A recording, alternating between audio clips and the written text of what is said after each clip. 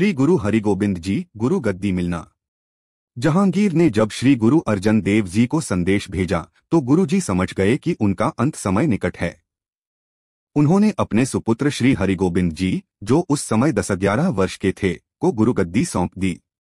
भाई बुड्ढा जी, भाई गुरदास जी और अन्य ज्ञानी सिखों को घरबार और संगत की जिम्मेदारी दी। गुरु अर्जन देव जी ने लाहौर जाने से पहले ही संवत 1663 में गुरु हरिगोबिंद जी को गुरु पद प्रदान किया था। गुरु अर्जन देव जी की शहादत के बाद जब उनकी रस्म क्रिया हुई, उसी दिन श्री गुरु हरिगोबिंद जी को पगड़ी बांधकर औपचारिक रूप से गुरु गद्दी पर सुशोभित किया गया। उस समय आपने गुरु घर की मर्यादा में परिवर्तन किया। जहां पहले गुरु सेली टोपी पहनते थे, वहीं अब आपने सिर पर जिगा कलगी धारण की और मीरी पीरी की 2 तलवारें धारण की।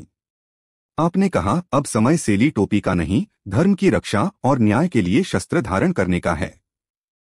गुरु जी ने उसी स्थान पर, जहां वे गुरु गद्दी पर बैठे थे, आषाढ़ सुदी 10 संवत 1663 विक्रमी को अकाल बुग्गा की नींव रखी, जो आगे चलकर अकाल तख्त के रूप में प्रसिद्ध हुआ।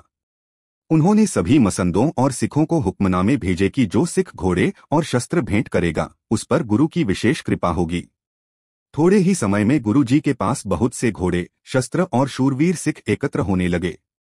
उन्होंने स्वयं भी घोड़े और हथियार खरीदे और शूरवीर सैनिकों की नियुक्ति की। गुरु हरिगोबिंद जी ने अपने सिखों को युद्धकला में निपुण करने के लिए अब्दुल नामक धाड़ी को नियुक्त किया, जो दीवानों में वीरता की वारें गाता था।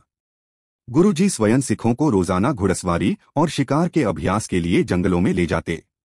इस प्रकार धीरे धीरे सिखों में पराक्रम, शौर्य और आत्मरक्षा की भावना प्रबल होती गई।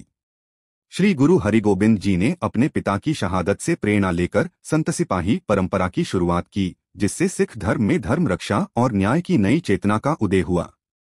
वाहे गुरु जी का सिमरन करें और चैनल लाइक और सब्सक्राइब करें।